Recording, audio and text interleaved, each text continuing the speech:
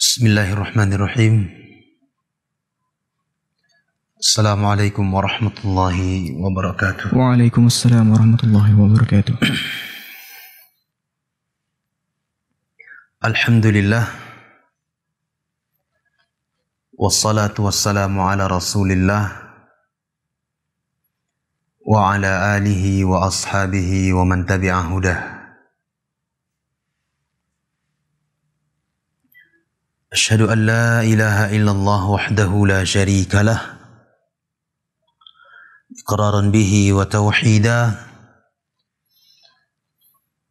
wa asyhadu anna Muhammadan abduhu wa rasuluh sallallahu alaihi wa ala alihi wa sahbihi wa sallama tasliman katsira.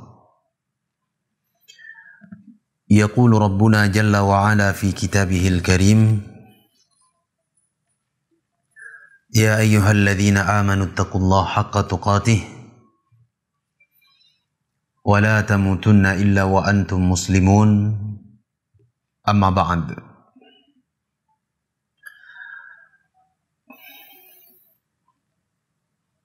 Kaum muslimin dan muslimat,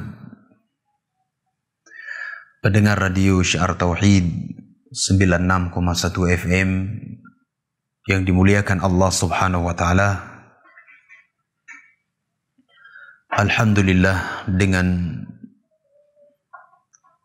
nikmat dan karunia yang Allah Subhanahu wa taala limpahkan kepada kita, malam hari ini kita bisa melanjutkan kembali pembahasan kitab Al-Qawaidul Arba', 4 kaidah di dalam memahami tauhid dan syirik. Setelah tertunda beberapa waktu dari pembahasan kitab yang sangat bagus ini, alhamdulillah malam hari ini Allah Subhanahu wa taala kembali beri kepada kita kesempatan untuk membacakan dan melanjutkan pembahasan kitab Al-Qawaidul Arba'. Alhamdulillah. Sehingga hal yang seperti ini patut dan harus selalu disyukuri kepada Allah Subhanahu wa taala. Hendaknya kita senantiasa dan selalu bersyukur kepada Allah Subhanahu wa taala atas limpahan nikmat yang besar ini. Allah Azza wa Jalla beri kepada kita waktu luang, kesehatan dan kesempatan untuk mempelajari agama Allah, mengkaji kitab-kitab para ulama. Sungguh ini nikmat yang sangat besar yang Allah Subhanahu wa taala anugerahkan kepada kita semuanya. Para pendengar radio Syiar Tauhid 96,1 FM yang saya muliakan, alhamdulillah sudah kita selesaikan 3 kaidah sebelumnya di dalam kitab Al-Qawaidul Arba', 4 kaidah di dalam memahami tauhid wa syirik. Dan insyaallah malam hari ini kita akan membaca kaidah yang keempat, dan ini kaidah yang terakhir di dalam pembahasan kitab Al-Qawaidul Arba'. Yaqul rahimahullahu ta'ala, berkata pengarang kitab ini rahimahullah, anna musyriki zamanina aghlad syirkan minal awwalina li'anna al-awwalina yushrikuna fil rakha'i wa yukhlisuna fil shiddati wa musyriku zamanina syirkuhum daim fil rakha'i wa shiddah. Coba para pendengar radio Syiar Tauhid perhatikan baik-baik kaidah yang keempat ini, di mana Syekh rahimahullahu taala beliau berbicara realita. Beliau berbicara tentang realita ummah, keadaan umat Al-Muhammadiyah di zaman sekarang ini. Dan beliau menulis apa yang beliau saksikan di zaman beliau di negeri Hijaz waktu itu. Setelah berjalan waktu yang begitu panjang, masa yang sangat jauh antara kehidupan generasi terbaik di mana Rasulullah sallallahu alaihi wasallam masih hidup, para sahabat dan para tabi'in, atba'ut tabi'in, masa yang begitu panjang. Terjadi kerusakan di negeri Arab, terkhusus adalah dalam bentuk perkara kesyirikan kepada Allah subhanahu wa ta'ala. Beliau rahimahullahu ta'ala mengatakan, anna musyriki zamanina aghlad syirkan. Sesungguhnya kaum musyrikin di zaman kita ini lebih parah kesyirikannya minal awwalin, dibandingkan kesyirikan orang-orang terdahulu dari kaum jahiliyah. Nah, para pendengar yang dimuliakan Allah, sebagaimana yang saya sebutkan tadi bahwa yang ditulis dan dikabarkan oleh Syekh rahimahullahu ta'ala ini adalah realita umat. Memang keadaannya demikian. Di zaman sekarang ini kesyirikannya lebih parah, lebih mengerikan, lebih menjijikkan dibandingkan kesyirikan yang terjadi di zaman al-jahiliyah. Dan sebabnya ini sangat jelas dan gamblang dijelaskan oleh para ulama.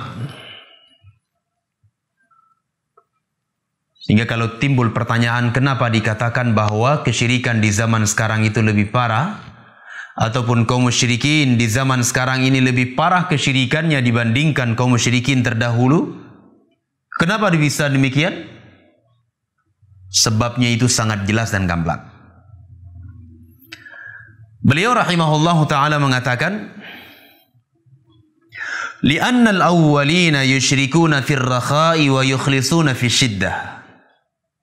Dikarenakan orang-orang terdahulu, kaum musyrikin di zaman al-jahiliyah, mereka bersering menyekutukan Allah subhanahu wa ta'ala fir rakha', ketika mendapatkan kelapangan, diberikan kebahagiaan, diberikan ketenangan oleh Allah Azza wa Jal. Mereka semisal Abu Lahab, Abu Jahal dan kawan-kawannya itu, ketika perniagaan mereka, perdagangan mereka ke negeri Syam ataupun ke negeri-negeri yang lain mendapatkan keuntungan yang banyak, keuntungan yang mereka harapkan, pulang dari itu mereka bernadar menyembelih seekor unta ataupun seekor sapi ataupun kambing untuk menumen berhala Al-Latta atau untuk Al-Uzza atau untuk Al-Manah. Ini kelakuan mereka. Wa yukhlisuna fi syiddah. Namun mereka mengikhlaskan doa-doa mereka ketika mereka mendapatkan kesempitan. Ini perbedaannya.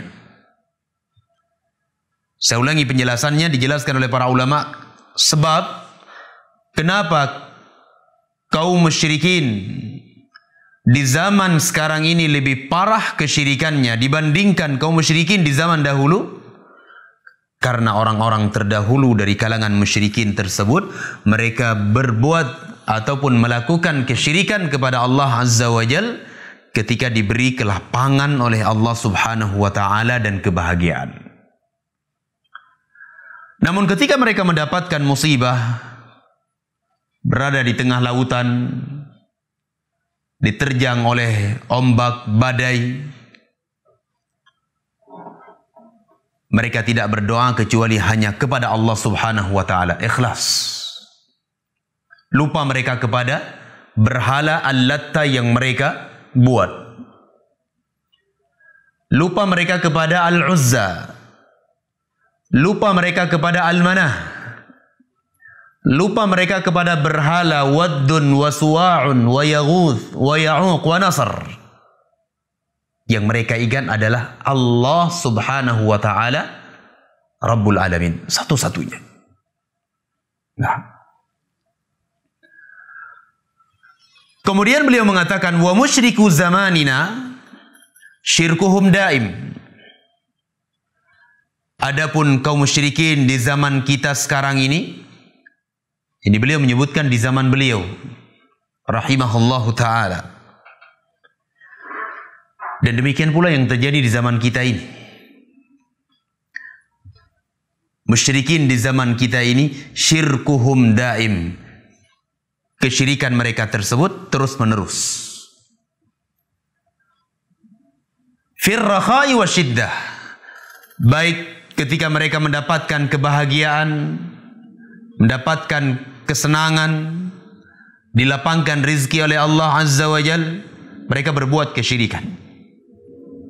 Wasyiddati, demikian pula ketika mereka ditimpa musibah, ditimpa malapetaka oleh Allah Azza wa Jalla, disebabkan perbuatan tangan-tangan mereka itu, bukannya mereka ikhlas kepada Allah Subhanahu wa ta'ala, namun bertambah parah kesyirikan mereka kepada Allah Subhanahu wa ta'ala. Dan ini realita para pendengar yang saya muliakan, realita yang terjadi di tengah umat ini. Coba perhatikan sekarang kebiasaan yang dilakukan oleh manusia hari ini dari kesyirikan mereka tersebut. Mereka membuat ritual-ritual untuk membuang sesajen ke lautan. Mereka memotong kerbau, kemudian kepalanya tersebut dihanyutkan ke laut, dengan harapan penjaga laut tersebut, entah siapa yang mereka maksudkan, entah yang dimaksudkan oleh mereka adalah Nyi Roro Kidul ataupun siapa yang mereka inginkan, yang jelas selain Allah Subhanahu wa ta'ala, bisa memberikan keamanan, kenyamanan dan ketentraman bagi mereka, dan laut tersebut tidak memuntahkan airnya ke daratan. Ini perbuatan kesyirikan. Perbuatan kesyirikan yang terjadi di tengah umat Al-Muhammadiyah. Dan kita perhatikan ketika terjadi bencana, Allah Subhanahu wa ta'ala kirim air bah. Allah Subhanahu wa ta'ala menjadikan negeri mereka tersebut diterjang oleh gempa bumi, tsunami dan semisalnya. Justru yang mereka lakukan, na'udzubillah, kita berlindung kepada Allah Subhanahu wa ta'ala, mereka menambah perbuatan kesyirikan mereka kepada Allah Subhanahu wa ta'ala dengan meningkatkan ritual tersebut di pinggir laut. Na'udzubillah, kita berlindung kepada Allah Subhanahu wa ta'ala. Seharusnya setiap manusia berfikir dan mengambil pelajaran-pelajaran dari kejadian-kejadian yang Allah Subhanahu wa ta'ala timpakan di muka bumi ini. Dari gempa bumi, gelombang tsunami yang terjadi, ataupun bencana-bencana yang lainnya. Harusnya seseorang mengambil pelajaran. Dia jadikan hal itu sebagai teguran untuk kemudian dia benar-benar memurnikan ibadah, amalan solehnya hanya untuk Allah Subhanahu wa ta'ala saja. Bukan kemudian menambah perbuatan kesyirikan kepada Allah Subhanahu wa ta'ala Rabbul Alamin. Ini realita yang terjadi di tengah-tengah umat, baik di tempat kita ini ataupun di tempat-tempat yang lain. Sehingga kita mohon kepada Allah Subhanahu wa ta'ala supaya Allah Subhanahu wa ta'ala menyelamatkan kita menyelamatkan keluarga kita, dan semoga Allah Subhanahu wa taala beri al-hidayah kepada kaum muslimin seluruhnya sehingga mereka benar-benar memahami tentang pentingnya tauhid dan bahaya perbuatan kesyirikan kepada Allah Subhanahu wa taala. Para pendengar yang saya muliakan, setelah beliau menyebutkan poin di atas, beliau rahimahullahu taala membawakan dalil. Beliau membawakan dalil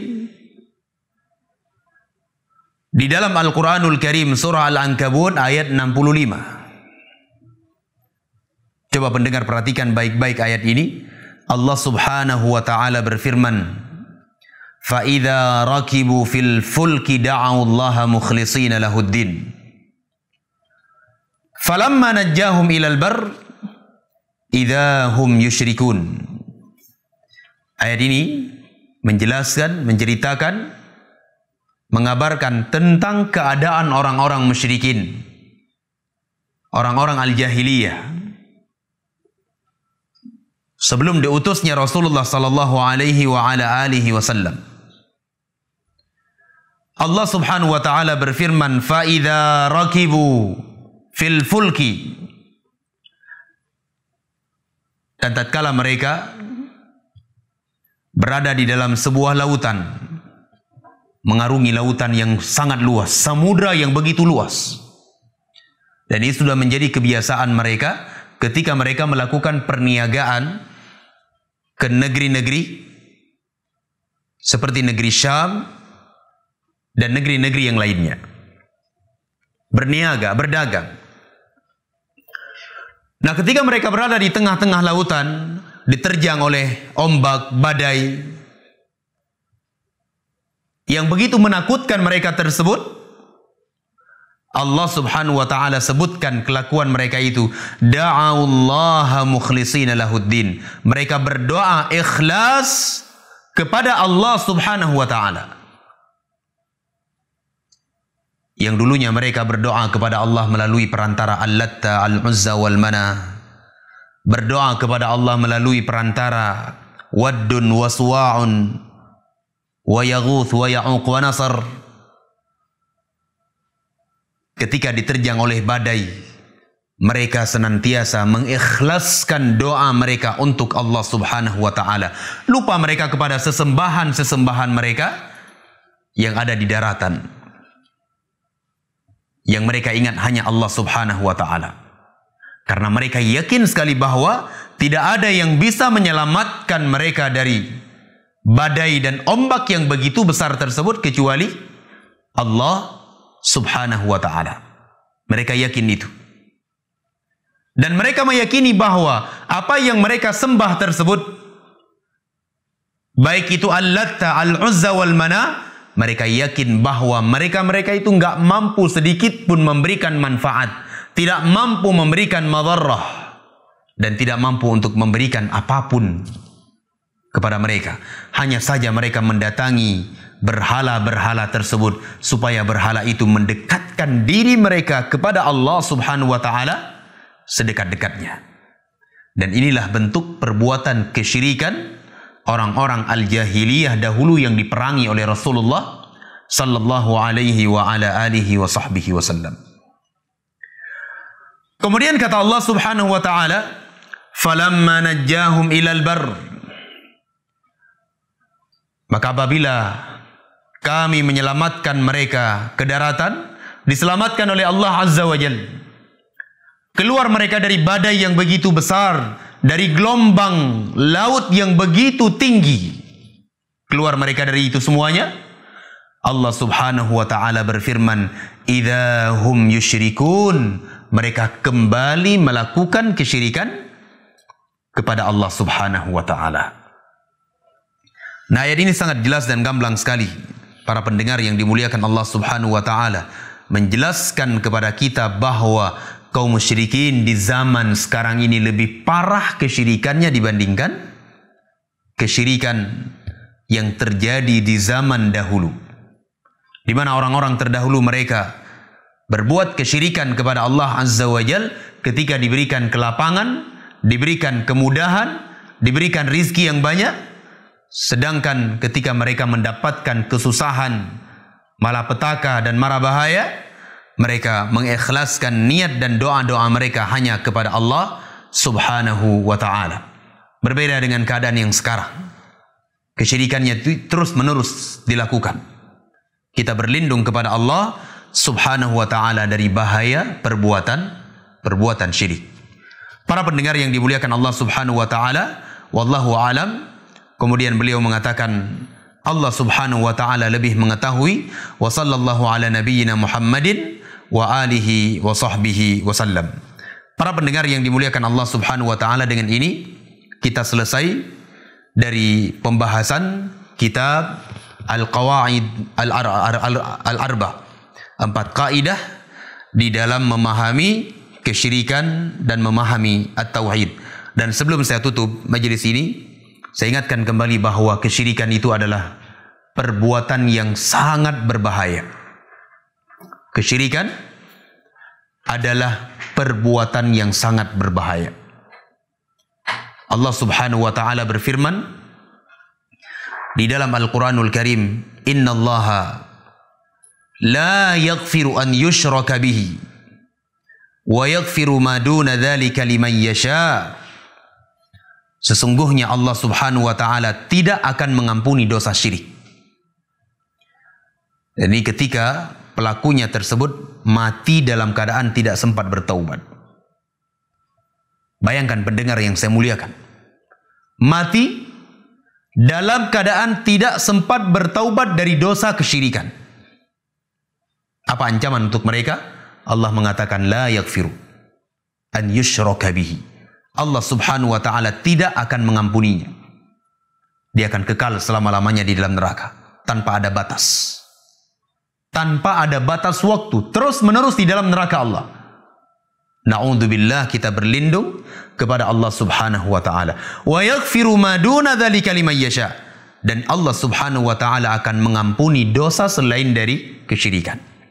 Kalau selain dari dosa kesyirikan, seseorang mati dalam keadaan tidak sempat bertaubat, masih ada kemungkinan diampuni oleh Allah Azza wa Jalla. Kalau Allah berkehendak mengampuni, Allah akan ampuni. Kalau Allah berkehendak mengadab, maka Allah Subhanahu wa ta'ala akan mengadabnya. Namun tidak dengan dosa syirik. Dosa syirik itu harus dengan bertaubat kepada Allah Subhanahu wa ta'ala, taubatan nasuha. Kalau seseorang mati, dia membawa dosa kesyirikan kepada Allah Azza wa Jal, maka ia akan dikekalkan di dalam neraka oleh Allah Subhanahu wa ta'ala. Sehingga atas dasar ayat ini, para pendengar yang dimuliakan Allah Subhanahu wa ta'ala, para ulama qadiman wa haditha, para ulama baik ulama terdahulu maupun ulama di zaman kita sekarang ini, yang mereka berpegang teguh di atas Al-Quran wa Sunnah ala fahmi salafis salih, mereka selalu mengedepankan dan mengupayakan untuk menyampaikan tauhid kepada umat ini, dan mereka selalu berupaya untuk menghalang-halangi dan mengajarkan kepada umat tentang bahaya perbuatan kesyirikan kepada Allah Subhanahu wa ta'ala. Karena itu adalah inti dari masalah. Seorang berbuat kesyirikan, mati dalam keadaan tidak sempat bertaubat, na'udzubillah, kita berlindung kepada Allah Azza wa Jalla, Allah tidak akan memberikan ampunan kepadanya. Maka dari itu, hati-hati dengan dosa kesyirikan. Hati-hati dengan perbuatan syirik kepada Allah Azza wa Jal, besar maupun kecil. Janganlah seseorang menganggap enteng dengan asyirkul asghar. Namun, ia harus tetap berhati-hati dari perbuatan syirik tersebut. Baik itu syirik kecil, apalagi syirik al-akbar. Karena semuanya itu akan mengakibatkan akibat yang sangat jelek dan fatal di yaumul qiyamah, di hadapan Allah Subhanahu wa ta'ala. Wallahu a'lam bissawab. Dengan ini insyaallah kita telah menyelesaikan pembahasan kitab Al-Qawaidul Arba. Insyaallah pertemuan-pertemuan yang akan datang kita akan mencoba untuk membaca kitab dan pembahasan yang lainnya biidnillahi ta'ala. Adapun kitab yang akan kita baca nanti insyaallah kita akan umumkan.